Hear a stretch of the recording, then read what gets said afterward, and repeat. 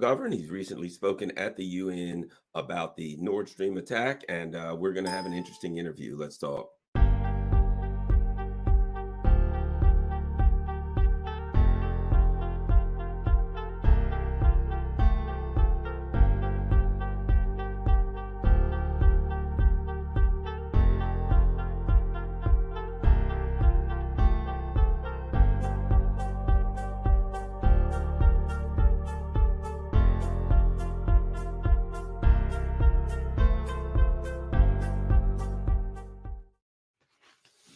Good morning, Ray. Morning, Garland. Good morning. I'm having some weird issues. Oh, there we go. I needed to go live on Rockfin, and that wasn't where, sometimes when you're doing multiple streams, it can be difficult to figure it all out when you're not quite as as knowledgeable technologically as some of these young people, but I think we got it going. All right, Ray, you were recently at the United Nations speaking about the Nord Stream bombing attack, and we're here to talk to you about it. Let's get your thoughts on that. I'd be happy to do that, Garland. I think that you owe your audience a brief description of what you went through yesterday after you spoofed in a little tweet the international repercussions. It's not every day that Garland Nixon is an international celebrity. So just a suggestion before we get into the heavy stuff, why don't you tell folks what went on?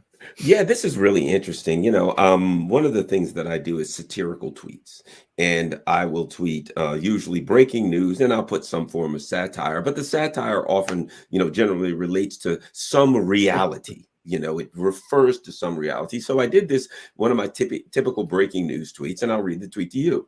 Breaking news, White House insiders leak that, and I usually put something like that. White House insiders leak that when asked if there could be any greater disaster than the neocon Ukraine project, President Biden responded, "Wait until you see our plan for the destruction of Taiwan." Well, apparently the Taiwanese opposition grabbed that and ran with it. It was tweeted all over Taiwan. It was then covered on the news. The Taiwanese government apparently approached the U.S. State Department and asked them if it was true. It then went to China, and it is blown up all over China. The Chinese Foreign Ministry has demanded more information on what they call the Biden's destruction of Taiwan plan.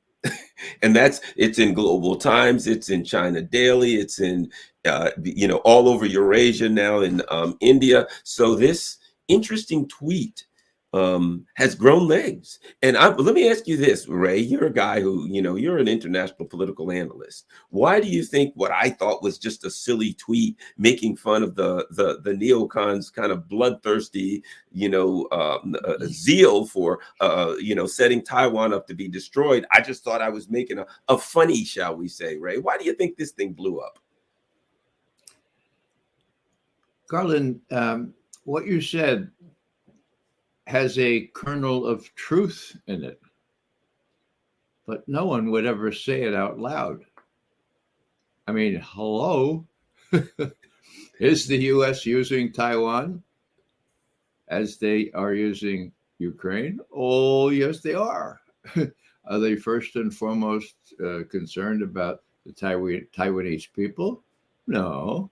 Are they first and foremost concerned about their agreement that there's only one China and Taiwan is part of that? No. What are they doing? They're making Taiwan a kind of an arsenal, a kind of a depot for arms to store them there against the day that they might think that might be a good idea to, it boggles the mind, to attack China or to stir up a problem in Taiwan. It had a kernel of truth, right? And then, of course, humor is always associated with something not expected. And you don't expect the White House people to leak the fact that they want to destroy Taiwan, just like they want to destroy Ukraine. So the irony is replete with lots of laughs, but also it's a serious matter when the Chinese, not only the Taiwanese, But the Chinese take it seriously and sort of say, wow, what's going on here? So whether anyone was taken in by this or not is irrelevant. They exploited it, both the opposition on Taiwan. And now China is very much in the news here. We can talk about that. But I applaud your, what did you call it? Your humorous, your Satirical, yes. satirical tweet. I encourage everyone to do satirical tweets after the fashion of Garland Nixon, and I applaud you for doing it, Garland. Nice going. Thanks a lot. Yeah, the one of the things that I have been reading about that before we move on is that the opposition party and the Chinese have been saying this has brought out, basically saying this has created a discussion around the reality of what awaits the Taiwanese people if they continue upon the path that they're on, that to provoke a military showdown between two nuclear superpowers on this tiny island, you don't have a government. You got a suicide, group. You have a suicide cult saying, China, you got 1.4 billion people. The U.S., you've got this giant military. I know a good place that you guys could come together and fight right here on our tiny island. And in fact, what is it? The CSIS, the Center for Strategic International Terrible Things, as I refer to Studies. Exactly. They actually did a war game, and in the war game, part of the war game said, yes, Taiwan will lose all of their infrastructure and all of that kind of stuff will be destroyed, but they'll have democracy. Well, if there's nobody left to enjoy the fruits of democracy, it's like an ideal, it's like philosophically, democracy will be floating around in the air of the island, but there won't really actually be anybody for a democratic vote. I would think to myself, if I were in Taiwan, that would not be a good political outcome for me. But at any rate, well, Garland, it would be a pure democracy.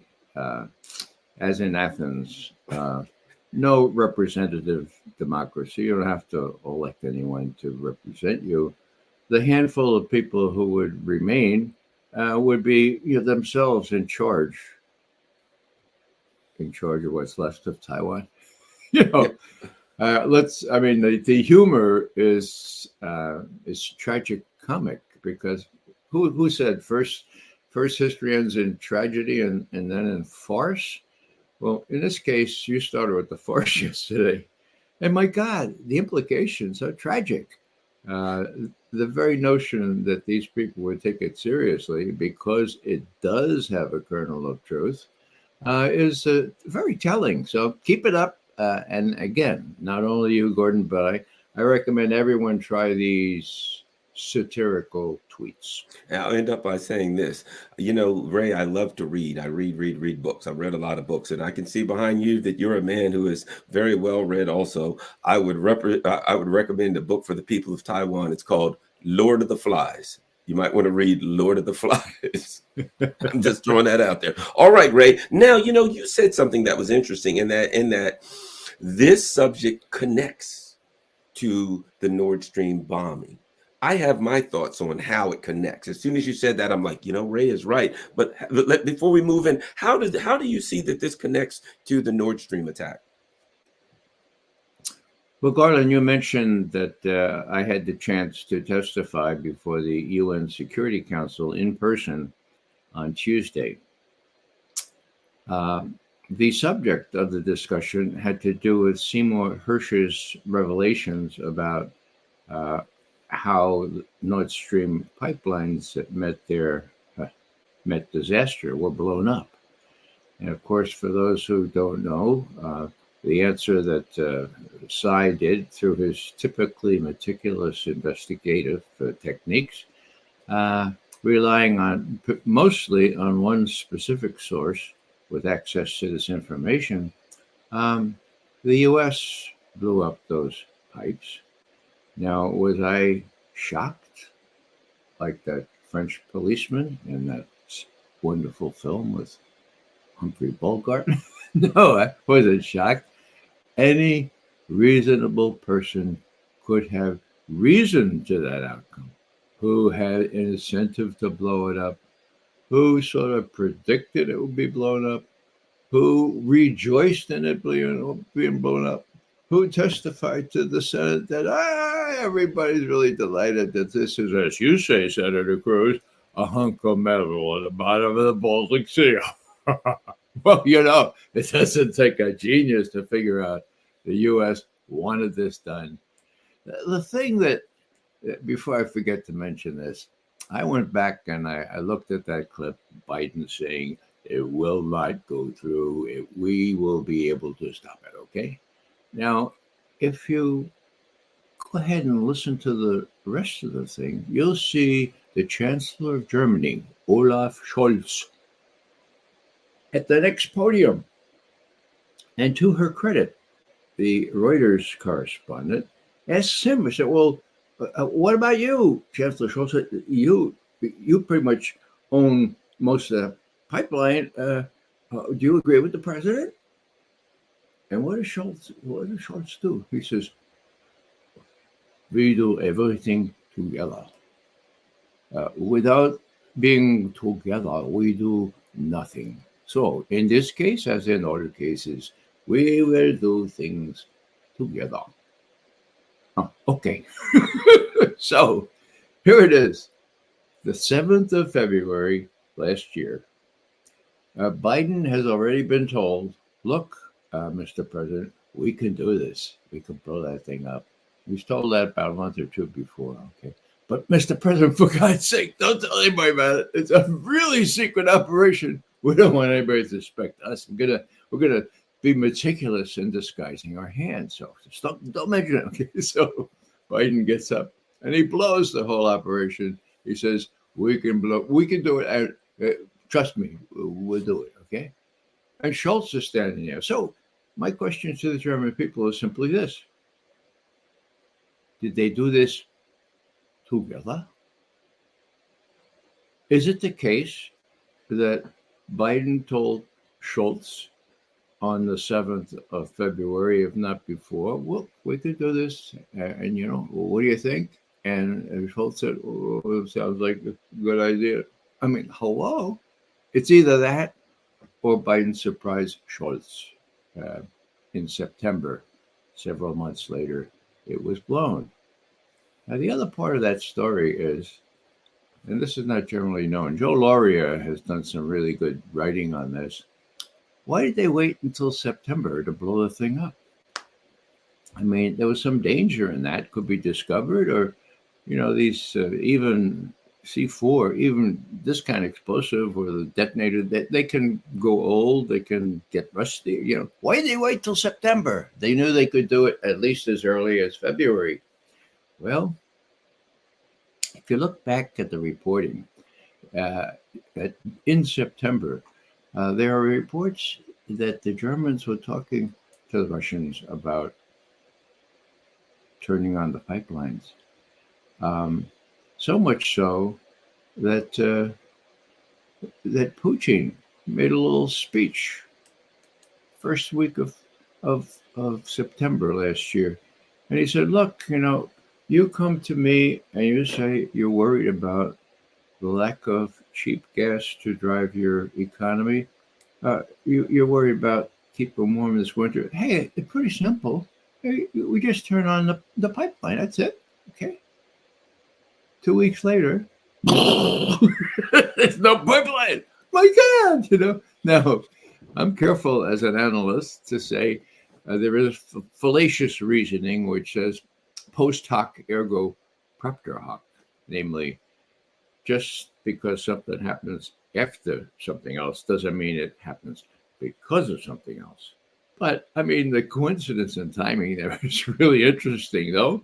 And the question about why they waited until September, that's also interesting. So, I think you put all these little strands together, and I would expect, I haven't seen any reports yet from the demonstrations, nationwide demonstrations in Germany today, okay? I haven't seen any initial reports, but I imagine that even the very servile population of Germany Servile? Well, the war's been over for 78 years, guys. You don't have to act like an infant or an adolescent anymore. And more specifically, what's today? Today's the 25th of February. It's almost exactly the 90th anniversary of when the German parliament, the Reichstag, was blown to smithereens. Why do I mention that? Well, the Nazis only had about 44% of the parliament at that time. They were in the minority. They were growing, but there was still something called Democrats.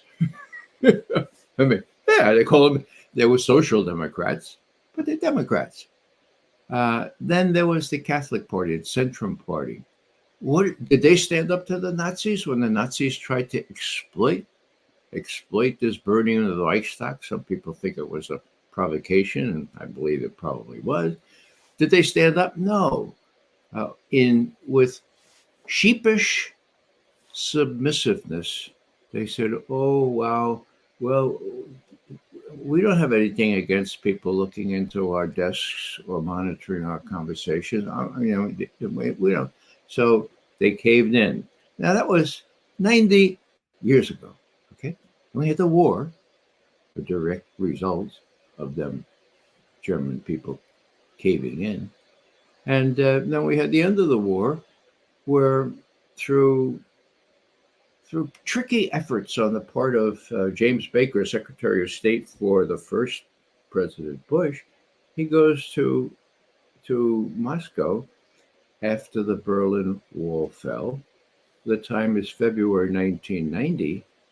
And he says, the president wants me to talk with you about how we arrange things in Europe, I mean, your satellites, we're sorry to understand, your satellites are falling apart, right? And your country's not in real good shape. You need some economic aid from us. So let's talk about it. And so Gorbachev says, well, all right, well, what's going on? So Baker says, well, he's a smart Texas lawyer, right? So he says, now we would like to see a reunited Germany. Now, my God, yeah. Maybe it's too many war films I saw when I was little, but my God, I didn't want to reunite Germany, for God's sake. And I knew as a professional analyst that the whole reason for NATO was to keep the U.S. in Europe, to keep the Russians out of Europe, and to keep Germany down, divided. So now, that's McGovern's feeling, right? He's a pretty mature adult by that time. What about Gorbachev's feeling? Well, now, Gorbachev, like everybody else, lost relatives in World War II. I mean, it's a no-brainer. 26 million plus killed, Soviet citizens killed during that war. Well, the U.S. lost people too. Yeah, right. They were all soldiers. 440,000 of them. That's a lot. That's bad. But compare that with 26 million and, you do the math. Okay, so all I'm saying is, here Gorbachev, in a country that lost 26 million to a united Germany, okay, being asked to say, hey, let's reunite Germany. So he says, so what's the call? What's the call? Yeah, that's a pretty bitter pill, that quid reunited Germany. So Baker says, well, now, how would it be? And, I'm not making this up. Jack Matlock, who was the ambassador there, happened to be a really good friend of mine, still is. And he and I worked very closely together when he was running the Russian desk at the State Department. I was running the Soviet Foreign Policy branch at CIA. I got to go to the SALT signing in May of 1972, partly because Jack said, hey, let McGovern go. So anyhow, Jack Matlock has told me that what Baker said next was, well, how would it be? Yeah, how would it be if we promised not to extend NATO 1 inch. That's about 2 centimeters east of the border of Germany. How would that be? Now, what happened next. But let me give you just a very personal thing. Okay, uh, not only did NATO more than double in size, it was 12 or 13 countries at the time. Now it's 30. Okay, not only that, but the residue of this still is tasted in Russian mouths. I had a chance about, I think it was 8 or 9 years ago. I was in Moscow for a conference, a seminar, and I met one of Gorbachev's most trusted assistants during that time, 1990. His name was Kuvaldin. First name Viktor Borisovich. Okay. So I said, Mr. Kuvaldin, we were having drinks. I said, can you tell me sincerely why it was that suggestion, that deal suggested by a lawyer of all things, James Baker, why it wasn't written down? I mean, my dad was a lawyer, and if I could count how many times he told me, get it in writing, Ray, get it in writing. Certainly. So can you explain to me why it wasn't written down? So Kuvaldin looks me right in the eye and he says, all right, I'll give you the two reasons we usually adduce. The Warsaw Pact still existed, and Germany hadn't given us full buy-in yet. But, and he looked me straight in the eye and said, but Mr. McGovern, the real reason is we trusted you. So, what am I saying here? I'm saying that there's a kind of a long history of failure because of trusting the West. And with respect to Ukraine, the most noticeable and the most dramatic failure is what Putin admits himself publicly. I was wrong. I trusted them when they said they would implement the Minsk agreements approved by the UN, no less, so that the Donbass could have a measure of autonomy under a new Ukrainian constitution. I believed that they were going to encourage the Ukrainians to do that. I was wrong. I should have gone in and acceded to the requests of Lugansk and Donetsk to become part of Russia. I should have done it then. All they were doing was buying time so that NATO could train the Ukrainian army up to the standards that NATO has. And they did. Now, is McGovern making that up? No. Who were party to this? Germany. Angela Merkel. She says, no, this was just a smokescreen. We wanted more time for Ukraine to get on. Hollande, the president of France, said the same thing. But Poroshenko, president of Ukraine, said the same thing. And most recently, so did everyone's hero, Zelensky. So what's my point here? Trust has evaporated. The U.S. said several months ago this was going to be decided on the ground. That's about the only thing that those guys in the White House said that's correct. It is going to be settled on the ground. Russia is not losing, as the chairman of our Joint Chiefs of Staff assures us is the case. They're not losing. They're winning. And the question is, this spring, or even just next month, three weeks before spring, right? There's going to be an offensive, Russian offensive. And there will be very little left between the Russian forces and the Dnieper River. I'm a military intelligence analyst. I did my 2 years doing that, but that was 175 years ago, right? So you have to depend on people like Doug McGregor and others who really know what's up. Okay, so I depend on them, and I say, look, it doesn't make a lot of sense for the U.S. to be refusing, in this case now, the Chinese initiative for a ceasefire and talks. What do they think they're doing? Do they? I mean, is Rachel Maddow running the intelligence community? I mean, are they smoking their own hash?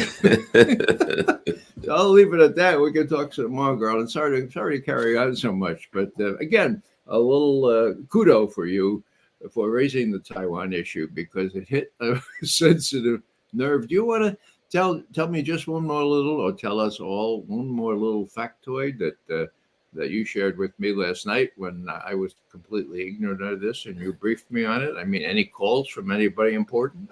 Well, yes, in fact, when the editor, the editor at our news outlet came to me and said they'd heard from the people in their foreign ministry office about that, not that they were angry or anything like that, but that there had been contacts. And basically what they said was, if somebody wants to get in touch with Garland, we need his information. But clearly the Russian foreign ministry was aware of what was going on, and which wouldn't surprise me at all for this reason. It's obvious. I mean, anyone who's paying attention to what's going on now has to understand that there is coordination, there is diplomatic, and I would argue probably, and definitely economic and military coordination between the Russians and the Chinese. And they make that clear. What do they say? It's stronger than a partnership, stronger than a friendship, stronger than an alliance. Now, that brings me back to Nord Stream, though, actually, when we talk about this, because one of the things that I talk about is we basically have two coalitions. We have the U.S. empire and its colonies, vassals, whatever you want to call Europe, and a Eurasian coalition centered around the strategic alliance between Russia and China. I would say that's the heart of it, but you've got other powerful entities. Now you've got India, Saudi Arabia, Iran, Brazil, a lot of powerful entities and potential powerful entities, such as Venezuela. If their oil gets back on the market, they are the Saudi Arabia of South America, potentially. A big issue when it comes to coalitions is what's the glue that holds a coalition together? When you look at the Nord Stream bombing, I think that is over, people look at it like, oh, the U.S. got away with it. Over the long term, I think that's a crack. That's a fissure that can't be repaired in their coalition. And anyone that they try to bring into their coalition, they've been saying to the Africans, you must be with us or against us. You join us on Ukraine. You got to be on the outside looking in saying, I don't like the way you treat your friends. You got to be on the inside looking at it saying,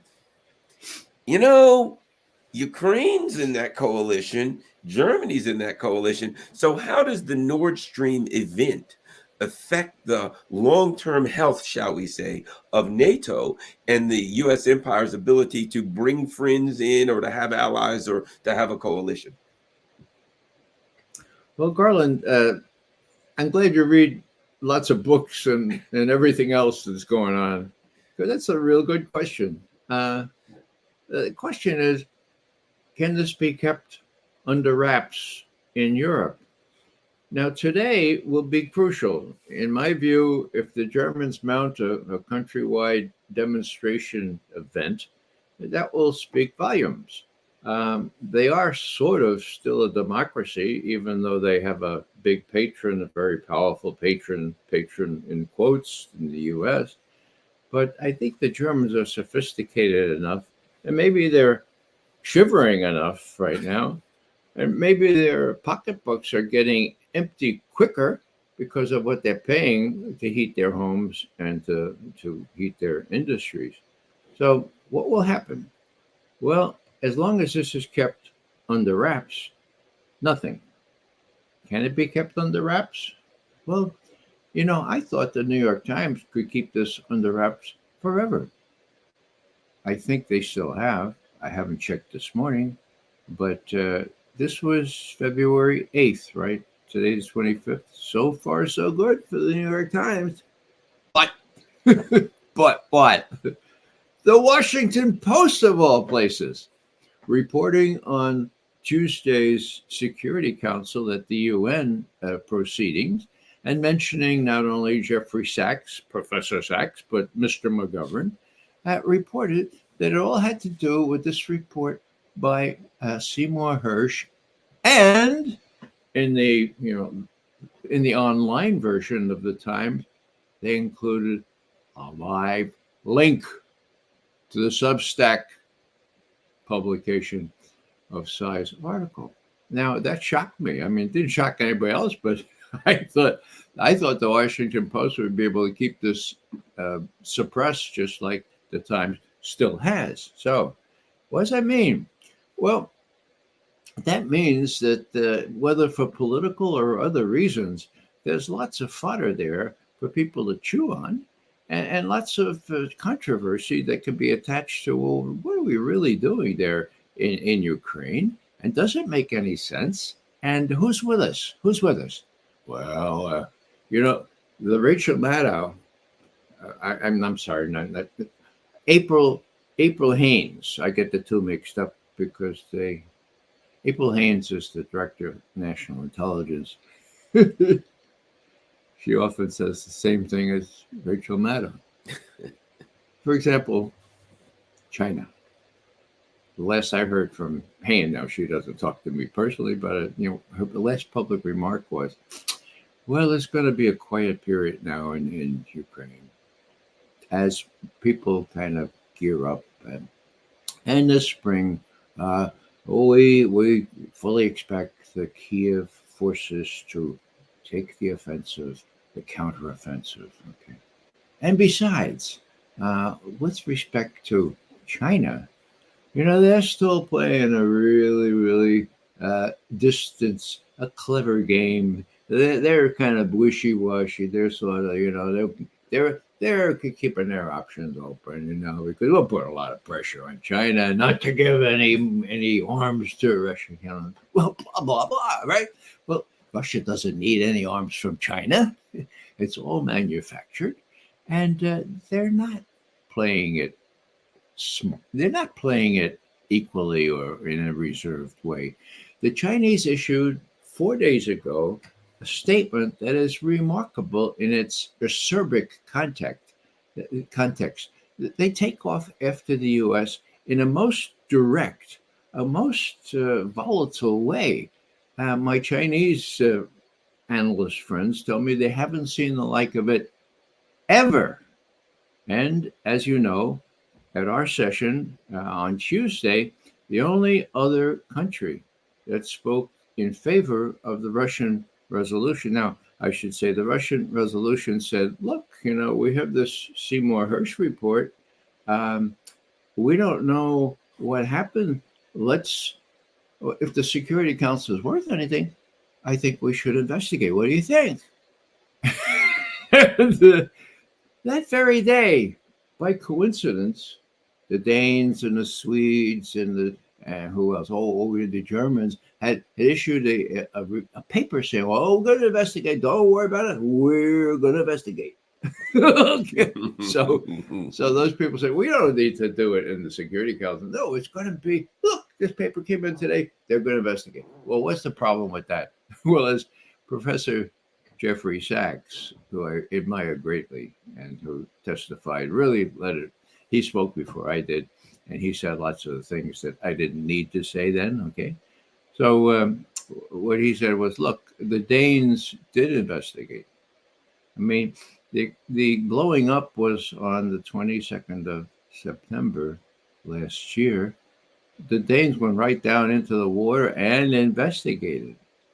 And they know about this stuff. And not the Danes, I'm sorry, talking about the Swedes. Swedes, yeah. And the Swedes know all this stuff. And they have, they have really good divers and all that stuff. And so they've done that. And what they came up with was, we can't tell you. It's secret. We can't share this with anyone, not even our colleagues in Western Europe. So as Jeffrey Sachs points out, hello. So you're gonna depend on the Swedes and the Danes and Norway, who Sy Hersh says was implicated in pulling the trigger or putting the sonar device there. So what's my point?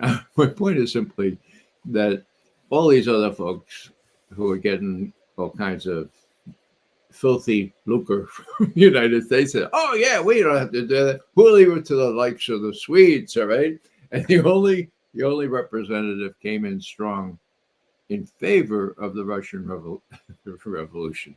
The Russian resolution, right, was the representative from China.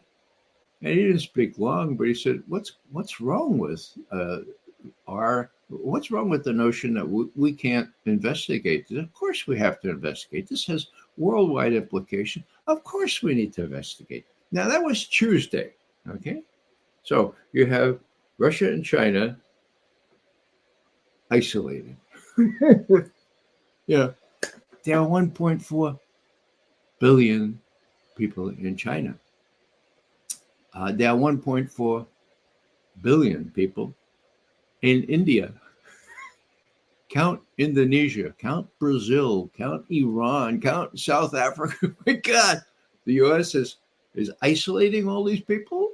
All right, well, as if you've heard me say in the past, Garland, and I think you also put it in these terms, it's a bipolar world now. People talk multipolar, and that's right to a certain extent, but I prefer to describe it as bipolar, not only in the psychiatric sense, but in the fact that you have the lily white West against the rest of the world, 80% of them people of color. That's bad. That's awful. That's the kind of thing you want to avoid in international relations. So all I'm saying here is that, yeah, it was just China and Russia at the Security Council, a little different at the General Assembly, but it doesn't matter because the U.S. is the one that's become isolated here. And the problem is these very elite, exceptional, incredibly well-educated people that are running U.S. foreign policy don't get it. I mean, they're naive in the extreme if they think they can talk down to the Chinese after the Chinese experienced the kind of imperial talk for centuries, that they can talk down to Russia that is armed now in a way that really sends chills down my spine because there's no possible defense against Russian strategic weaponry. And, all I'll add is simply that you have our military, Chairman of Joint Chiefs of Staff, Mark Milley. So 2 months ago, he says, no one's going to win this damn thing. He says this publicly. No one's going to win. They've stopped now, so I think this is time to negotiate. That was 2 months ago.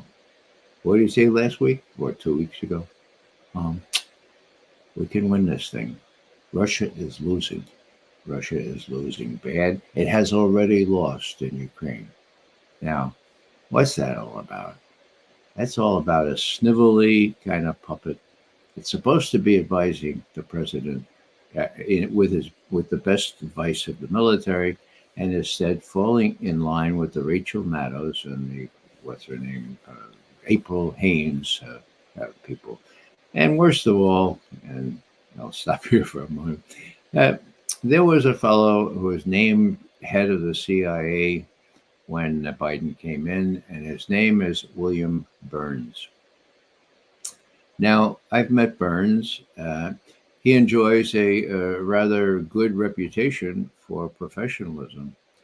But if you're from the State Department, professionalism means you salute when the president tells you what to do.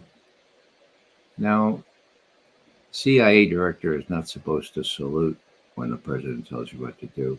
He's supposed to say, and this happened a few times during my tenure, Mr. President, I have to tell you, that's stupid, that's crazy. I don't know where you're getting that plan, but that's not going to work. And if the president says, we're going to do it anyway, then you quit. Now, Bill Burns knows enough to know this is a cockamamie idea. It's eventually going to be discovered. It will really rattle our allies. We'll see how much in the coming weeks. And Mr. President, I strongly advise against this. As a matter of fact, if you go ahead with this, I'm resigning. You get some of my deputies to tell these CIA guys to do it. I'm not going to tell them to do that. But instead, according to Cy Hirsch, the president says do it. What does Cy Hirsch say? Well, he says that Bill Burns turned to his folks and he said, do it. So one side effect of that is further proof that you don't want anyone like someone coming up in the State Department by saluting and saying, yes, ma'am, that's a great, oh, man, it's a wonderful idea. You want somebody who can be a little bit independent. And the person I cited an example of that is Admiral Stansfield Turner, 4-star commander of the 6th Fleet. Maybe this would be illustrative. I'm going to tell you a story that Stan Turner told me in one green room way back, 15 years ago. We were both going to be interviewed. And I said, Admiral Turner, why was it that you really took charge of the intelligence community? And you even got the FBI to cooperate with you. And NSA, I mean, you didn't have any budgetary authority any more than any other CIA director. How did you do it? And he says, Ray, let me tell you how I did it. I said, yeah. I was out in the 6th Fleet, right? I'm underneath the flagship there in the Med. And I get this little hint from an adjutant who used to work for me. He says, the president's going to ask you to be the head of the CIA, to be head of the whole intelligence community with purview over the FBI, NSA, all these other things. So expect a call. Sure enough, half hour later, hi, that's Jimmy Carter. Before I become president, I want to sound you out on, would you like to be head of the CIA? Now, Stansfield Turner turns to me and he says, now, Ray, when somebody makes an offer like that, you only have about 2 minutes to figure out how you can make it work. And so I thought for 2 minutes and I said, Jimmy, or Mr. President-elect, I have a real hesitation to do that because, as you know, the Director of Central Intelligence is head of the community only in name. And the FBI goes and does what he wants. National Security Agency, same thing. So, Mr. President, I'm reluctant. I'm like you. I'm a naval officer, right? I know about the principle of accountability. I don't want to accept responsibility if I'm not in charge. I said, you said that to the president-elect? Yeah, that's what I said. What did the president-elect say? I'll fix it, Stan. Within 1 week, Jimmy Carter sent out a memo to all people related to intelligence, and it said, I have picked Stansfield Turner to be my new Director of Central Intelligence. You will do what he tells you to do, and I have told Admiral Turner that if there's a lack of cooperation by any of you, FBI, he didn't say FBI, it's very clear, he's going to come directly to me and tell me about it, and I'll fix it. Wow, an executive order, okay? So all I'm saying here is that the head of the intelligence community, in this case, not Rachel Maddow, now April Haines, yeah. April Haines, right? Okay, that's Freudian slip. It's sort of deliberate. Okay, so I know it's Rachel. Yeah, I know it's April Haines. But April Haines, the head of the entire intelligence community, give me a break, okay? And Bill Burns, head of the CIA, it doesn't work without guts, without authority, without having made you a personal mark in life, like 4 stars on your thing, and you don't give a hoot about what others say, and you don't, worst of all, the best of all, actually, is you don't think that you're part of the president's team. You're not part of the president's team. You're direct to the president. You're going to tell him like it is, and you don't give a rat's patootie about what State Department says or what the Defense Department says, or even what your underlings in the CIA say about, oh, we can blow stuff up. This is going to be really fun. Okay, enough of that. I just wanted to get that in because it comes to light in situations like this. Bill Burns, to his discredit, saluted just that he was. You don't get to be Deputy Secretary of State if you don't salute. Okay, so I'm sorry to say that. Otherwise, he could have been really good. But if you're looking for an adult in the room, well, he's old enough, but he's a bureaucrat like the rest of them. Well, Ray, that brings up this immediate question, and that is the leak.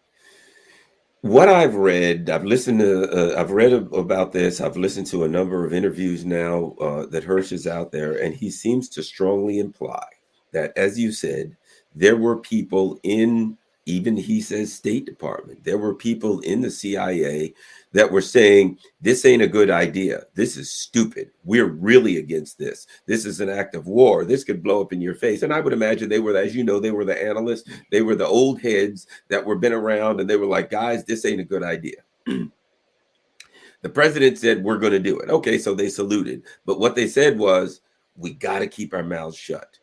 And I would say when I look at this operation, and if I had to break it down, 80% of the operation was ensuring that it was covert. 20% of it was the physical acts of blowing the pipeline.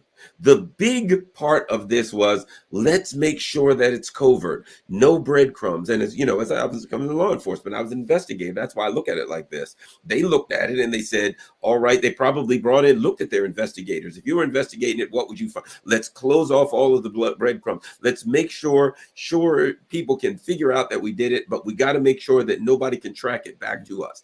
Everybody in the room, we got to keep our mouths shut. You know, I've been in investigations where we knew the press was going to come. What are we going to, and we bring in our PR people. What are we going to release to the press, right?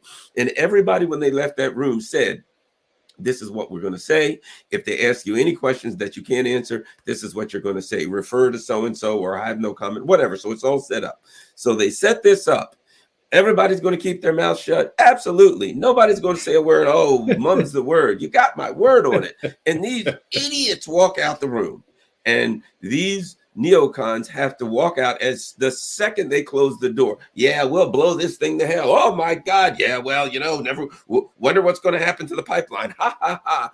And the people who are in that room, who have been around for years, who understand the principles involved and understand that when you make a deal in the room that everybody's going to keep your mouth shut, you got to keep your mouth shut. And they see these amateurs walk out and wipe this thing out and destroy this thing and say, yes, we're going to do it. They then see something else that is blatantly obvious to me. You can comment on it. As soon as it happens, Radikov Sikorsky is tweeting, thanks, USA. Newland, Blinken, these same clowns are running around pretty much holding up a sign. Hey, world, guess what? We did it. Yeah, what a wonderful thing. Oh, it's great. Oh, and it's obvious. They just spread it around. They told all of their neocon friends. I've said they probably had a hey, congratulations on blowing up the Nord Stream pipeline party at the White House and invited everybody. So what is obvious to me is this. The people who were involved are pissed. They told them the level of seriousness. They got an agreement to keep their mouths shut, and they ran their mouths anyway. And it seems to me now they're saying, okay, you sons of guns, we're going to have our day. You won't listen. And now I think there's a combination of things.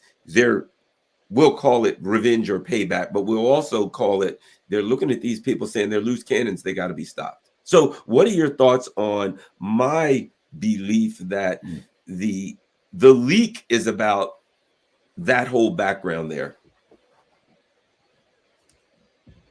Well, Garland, you're quite right that anyone with any sense would have and almost certainly did think this was crazy. But you have a bunch of chinovniks, Russian word for bureaucrats, people who salute smartly. And worse still, you have a bunch of operatives that think it's great fun to blow things up and to do it secretly. Yeah. Now, against that, you have policymakers like Victoria Nuland, who's pretty much running our policy toward Ukraine, and figureheads like the head of the CIA, Bill Burns, and other people in the State Department and elsewhere that are pure and simple, arrogant, exceptional. Uh, Here's a little example from Victoria Nuland's own voice. Intercepted conversation played on YouTube on the 4th of February 2000, 2014. Okay. 4th of February 2014, 2 weeks before the coup in Kiev. They are talking about who would be the coup leaders and who would assume the premiership in the government and so forth.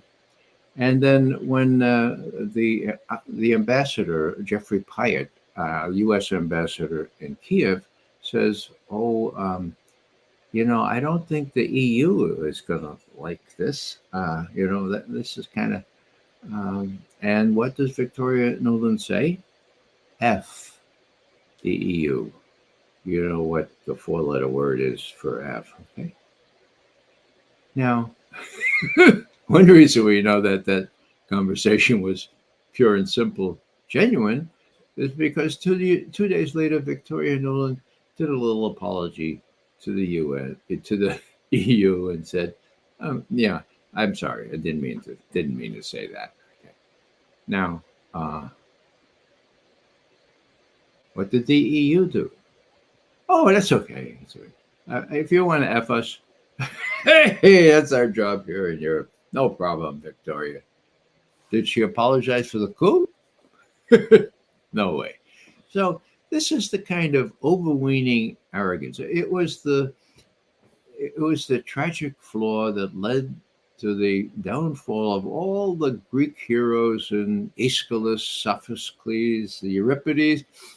Overweening arrogance, they called it hubris. Okay, so these guys don't give a rat's patootie. They know that the EU will fall into line. They know that even the Germans will stand by, and unless they're forced to do so, not be held accountable. So that's the background here. Now, with respect to sensible people within, let's say, the CIA, I don't know how many of that kind are left. I don't know who's been signing up for the CIA after revelations about torture, after revelations about all kinds of bad things. But let's say there are a handful of honest people, okay? Now, back in the day, there were very few directors of the CIA that gave these substantive analysts like me a chop on operations like this. One of them was Bill Colby. Mm-hmm. I worked directly for Bill Colby. I suggest that people look into his untimely death and see what you think. Anyhow, Colby comes to me and he says, Kissinger is,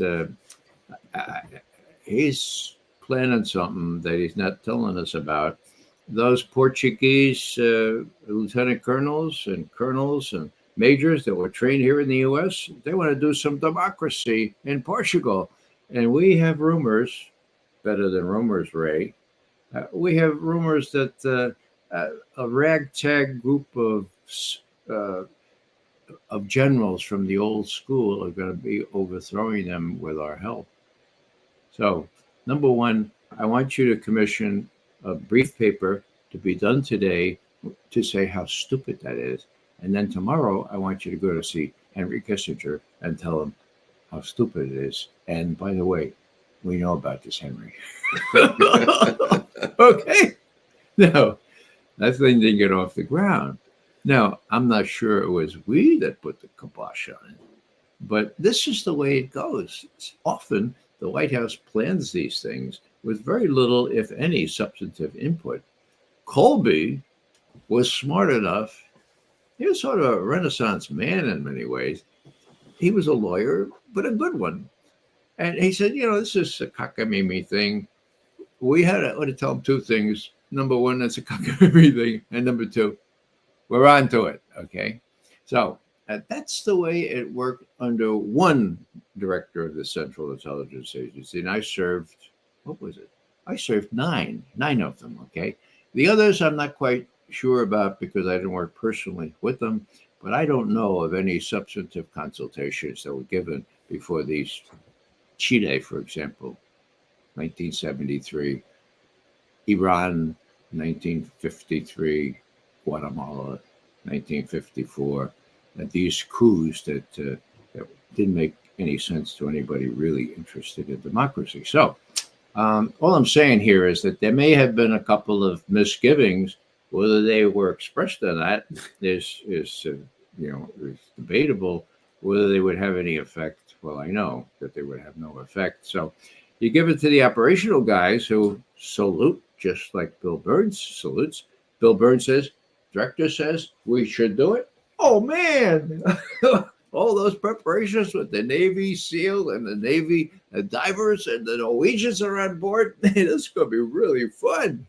Now, the fact that Victoria Nuland and the President of the United States and the Secretary of State bragged about this, with the Secretary of State saying, oh, this creates great opportunities for the U.S. to sell liquefied natural gas at 6 times, 7 times the price to Germany. Hello, that just shows that they live in their own world. Hubris is exactly the right way to describe them. And in the general sense, it doesn't matter what McGovern thinks. What it matters what Xi Jinping and what Vladimir Putin think. And what they think, at least what Putin thinks, it was made clear in what he said at Valdai at the end of October. He said, driving China and Russia together in present circumstances with U.S. engaged with Russia, let's face it, in Ukraine, and picking a fight with China, it doesn't make any sense. It's crazy. Putin's word. Now, why do I say it doesn't matter what McGovern? Well, it doesn't. If Putin thinks these guys are crazy, he has to look at U.S. military capabilities, not U.S. political intentions. And if he looks at what Mark Milley is saying, that Chairman of the Joint Chiefs of Staff, that Russia has already lost, when it turns out that Russia doesn't lose, when it turns out actually that the West is losing in Ukraine in just 2 months, I would say, maybe one, then what's the U.S. going to do? Well, that's the problem. Because if I were Putin, I would worry that the U.S. would resort to some of these little tactical nuclear weapons that are, they're no stronger than the one we did in Nagasaki or Hiroshima. They're low yield and hello. These are crazy people. I don't always agree with Vladimir Putin, but on this one, I agree. These people are crazy. That's not funny. That's not funny at all because it affects us all, and it affects, first and foremost, the Kremlin calculus about how dangerous things are if things progress as I see them progressing, as Doug McGregor sees them progressing on the military side in Ukraine. And that's just a couple of months, maybe just 1 month away. Decisions are going to have to be reached. And I fear for what these very exclusive, elitist, exceptional people might do. Last thing I'll say is I've been through this before, okay? Vietnam is what's called. Whether exceptional, elitist, very well educated. Well, there was a dean of the Harvard College. There were Rostow, a renowned Harvard economist. They were I would call them the best and the brightest. And they couldn't believe that naked little brown feet could defeat the United States of America in Vietnam. And we all suffered because of that. First and foremost, I would say the 3 million Vietnamese who died And I get that figure from none other than the Defense Secretary, Robert McNamara, at the time. Right. I do. Before we leave, we're just up against our hour, but I do think it's important for me to get your thoughts on that Chinese Russian alliance.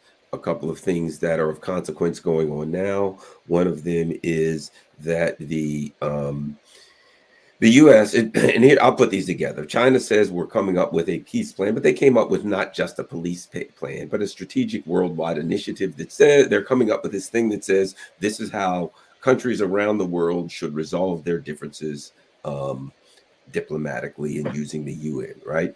That this is going on. Of course, Blinken comes out, oh, I think the Chinese are going to provide lethal weaponry to the Russians, which of course, I looked at it, I said, that ain't what the Russians need. And that's not what the Chinese, they know their part. The part I see that is critical is the Chinese-Russian trade is now up to 200 billion. The Chinese looked at that and said, okay, the problem that the Russians are going to have is sanctions and money, and we got money, and we got a market, and we can support them there and ensure that the Russian economy doesn't fall because we can help to prop it up. So the Chinese part is they're helping the Russians because they're looking at it to some extent. You could argue it's a proxy war with China too, because they're saying, we know you beat Russia, you're coming at us next. So they're sitting back. So the Russians are saying we can't lose because it's existential on our border. The Chinese are saying they can't lose because it's existential on our border also, which is Taiwan. They're coming for us next. So you've got two layers deep on that side over there. So the point is the Chinese are economically supporting the Russians. They're coming up with documents to go after the U.S. for the perils of U.S. hegemony. Anyone out there, look it up. It's called The Perils of U.S. Hegemony, and it's a document that was released, a confrontational document that was released by the Chinese, which I think is also part of their strategy. And through all of this, Xi Jinping is planning on heading for Moscow. And as you said, timing is everything. If within the next 1 to 2 months, the Russians are planning on making some significant moves on the battlefield, whether they are or not, Xi Jinping is going to show up in Moscow. Talk to us about this alliance between the two countries, the support that China's playing, and what you think about this trip, Russia-China. Ray McGovern. The Xi Jinping trip to Moscow has been planned for many months. The timing, however, as you suggest, is really important. By all indications, it will be late March, early April. By that time, the Russian forces will be at the Dnieper, according to the best military advisors that I have access to. So it'll be time to deal. Putin has left a couple of suggestions that have not been taken up by the U.S. He's talked about Odessa, right on the Dnieper River. I won't go through the details, but he has suggested that that Odessa could avoid becoming a Яблоко раздора. Okay, Яблоко is apple. Okay, Раздор is discord. You know about the apple that launched the Trojan War, right? Okay, so he says it could be a Яблоко раздора or a way to work out things in such a way that we can talk and avoid the worst. Okay, he said that in answer to a question on the 27th of October last year. Did anyone take him up on that? Well, maybe they will when Russian forces are at the Dnieper, because this was the only salvation for Ukraine. They need access to the Black Sea if they're going to be a viable nation. Okay, this would give them some way to arrange access to the Black Sea, and that way they could avoid simply becoming a farm for the rest of the EU. So what I'm saying here is that, the push is going to come to shove, so to speak, just at about this time. And if Blinken and Sullivan and Noland and Austin and Biden. It sounds like a law firm, doesn't it? Dewey, Cheatham, and Howe. Biden, Blinken, Noland, Austin, and whatever. If they don't come to their senses by that time, that's going to be real trouble. And if there are open hostilities, including fighter aircraft, for God's sake, or if tanks finally get there, you could expect, mark my words, you could expect some trouble, some dust up in the South China Sea, or in the East China Sea, or in the Taiwan Straits. That's how close they are, China and the U.S., and China and Russia. Now, just a little footnote here. We're exactly 1 year after the invasion of Ukraine, the Russian special military operation, so-called. Well, I didn't think Putin would do that. Mea culpa, mea culpa. But the reason I didn't think he'd do that is because I thought China would never back that. I mean, the Chinese fundamental principle is sovereignty, the inviolability of international, the Treaty of Westphalia, for God's sake. Well, suffice it to say, they gave Putin a waiver on Westphalia, okay? Putin was up there on the 4th of February last year. They signed the document that you referred to, saying that there is no end to our strategic cooperation. They had earlier said that it's deeper, that it's more thorough than a traditional military alliance. So what does that mean? That means, in my view, that Putin had Xi's backing when he went into Ukraine.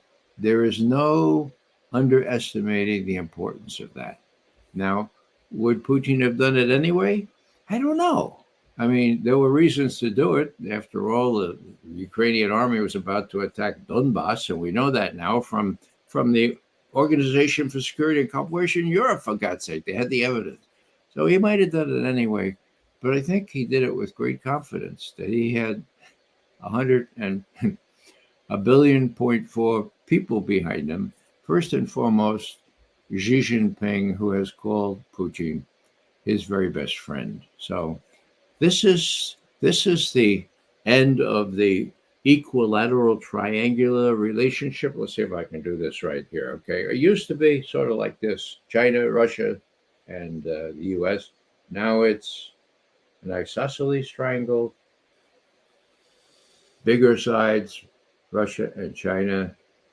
U.S. on the short end, literally as well as figuratively. That's big.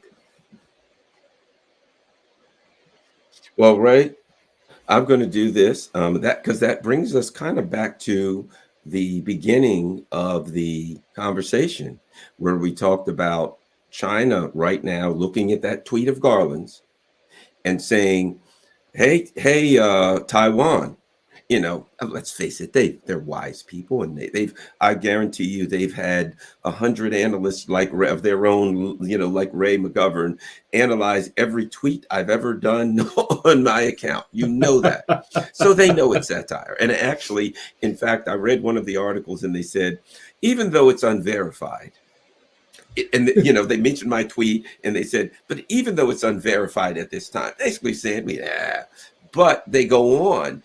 It's a way of saying to the people in Taiwan, look, guys, you have to wake up.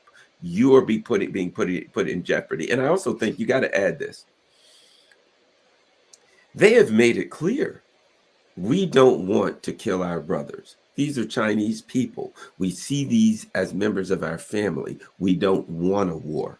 We want to warn them. Everything's working out well. We don't want some outsider to come in and cause trouble. I think one of the reasons they grabbed a hold of this tweet, recently, the members of the KMT, the opposition party, who won a huge election and seem perched to take power in the next election, leaders of their party were in Beijing meeting with the Chinese government, which leads me to the belief that the Chinese government are looking for a way to use diplomatic means to resolve their issues, to set themselves up so they don't buy into this. And it leads me to believe that, unbeknownst to me, how I got in the middle of this, my tweet was simply another tool that China's using to find a way to resolve the issue, to warn the people in Taiwan, to create an environment where they can hopefully resolve the issue in Ukraine in a way that's peaceful and beneficial to the world, and to say to the Taiwanese people, we don't want to hurt you and you don't want to be hurt. Let me share something with you before I get closing statements. I think it is critical to listen, for everyone watching this, to listen to what Lindsey Graham says about Taiwan. Putin made a big miscalculation. Almost 6 months into this war, Ukraine is bloodied, but still standing unbowed. NATO is bigger, not smaller. The International Criminal Court is coming after Putin and his cronies, and we're going to strangle the Russian economy as long as they're the largest state sponsor of terrorism. So if you want to receive what Putin did, try to go into Taiwan. They're going to fight to the last man that did. Try to go into Taiwan. They're going to fight to the last man in Taiwan. Well, I don't think a tweet or anyone else could have made the point any better than Lindsey Graham when he made it clear. If you want to see, and what he says is, get what Putin got. Well, Putin ain't the one that's getting it. The people in Ukraine. Let me add this. Last week I was talked to some people, a Ukrainian woman. I was at Miravan, a great Russian restaurant in Washington, D.C. And I talked to a woman there who was Ukrainian, who recognized me and what have you. And she said, my family's in Ukraine. I talk to them every day, all over the place. And what they're saying is, we just want the bombs to stop dropping. We just want the war over. We don't care about all of this stuff that they're talking about with the EU and all. We just want our lives to get back to normal. They're everyday people. And Lindsey Graham is making it clear to the people of Taiwan. He says earlier in the video, this is about economics. So if you listen to Lindsey Graham, he makes it clear. And that, to me, creates the reality that I think China is working with to try to resolve this diplomatically. That they're looking at it. They've grabbed my tweet. Man, it's kind of scary for me to be in the middle of such an international incident. But in a way, whatever happens to Garland's irrelevant. It would be good if this contributed to peace in the world, Ray. Let's get your final thoughts on this whole Taiwan dust up with me in the middle and Lindsey Graham saying, fight to the last person in Taiwan. I would be concerned if I lived in Taiwan. Yeah, the question is how much of Lindsey Graham's blather gets repeated in state-controlled media in Taiwan.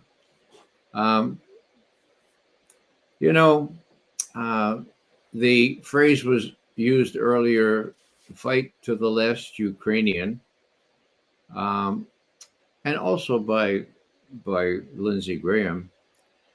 This is even worse. And let me tell you why. Lindsey Graham is from South Carolina. Lindsey Graham is a racist. You can see that in his voting. You can see that in his public record. Okay? Why does it matter that he's from South Carolina? Well, if you go back to 1945, in the bombing of Hiroshima and Nagasaki, there was only one person who was saying to Harry Truman, a racist himself, who would always use the N-word in referring to people of color. There was only one person who advised me, yeah, go ahead, this is going to be really good. And his name was Jimmy Burns, and he was the Secretary of State. Where was he from? He was from South Carolina. Okay. Fast forward to Vietnam, William Westmoreland, after it was all over, he said, the Oriental, this is a quote, the Oriental doesn't put the same price on life. In the Orient, life is cheap. And so, blah, blah, blah, blah, blah. Okay, where was William Westmoreland from? Happened to be South Carolina. So, You know, as bad as the Ukrainians have it, at least most of them are white. They are welcomed with open arms in the rest of Europe. Chinese, Taiwanese, Japanese earlier, they look different from us. A lot of people running our foreign policy who are not only elitists, but racists. And so you have this divide that I mentioned before between the lily white West and the rest of the world, including Russia, really. Well, people say Russia is mostly white. Well, yeah, they have lots of Oriental blood in Russia, and besides, they've been blackened, blackened so much. They're the US official black propaganda. people of Europe. They are now. I'll tell you one little more vignette because it relates. Oliver Stone. He has interviewed Putin many times. I strongly suggest you look at those things. Oliver told me, he said, Ray, you know, one thing that really bothered me, and that is after one of these interviews, and I don't have it on tape, but Putin pulled me aside and he says, you know what we feel like now, we Russians? And I said, no, what? And he says, well, we feel like the Jews in Germany in the 30s. That's what we feel like. Well, whether it's anti-Semitism or racism, or that's what the Russians are feeling. That's why they've closed Peter the Great's window to the west and turned to the east, where they found Putin's best friend, Xi Jinping. This has incredible ramifications. I wish the American people would be educated to understand what these what these elitists are taking on and what dangers lie in the path of this kind of thing continuing. Thanks for the opportunity to be with you, Garland. As you may have seen, I really enjoyed our conversation. Thank you very much, Ray, and I look forward to talking to you again soon. Okay. All right, Garland Nixon and Ray McGovern, thanks a lot. Let me send Ray. Thank you very much, Ray.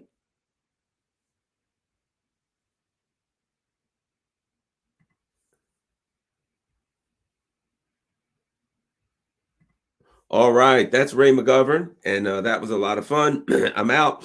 I believe it or not, I'll be back on at noon. I'm going to bring on, so in 40 minutes, I'm going to have Dan Lazar. He's a really brilliant guy and a good friend, and we're going to talk more about the Nord Stream bombing. We're going to talk about, I'm going to pick his brain about the politics of it and the political outfall, the media fallout rather of it. I'm out. I will say this.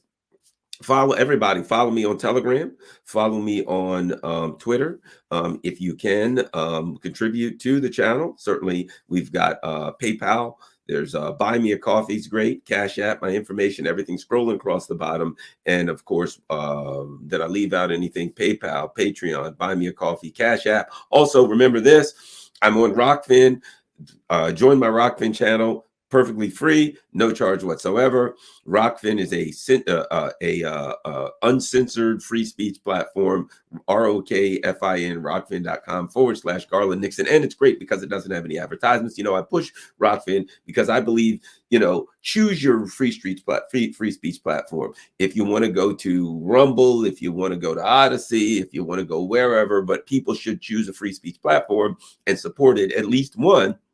Because YouTube censors people, and we got to make sure that we have the opportunity, once people are censored, that we can see them elsewhere. Lastly, I'll say this, I'm a promoter of Rockfin, a believer in Rockfin, free speech, no charge, and no advertisements. However, you ask people, say, how does Rockfin stay in business?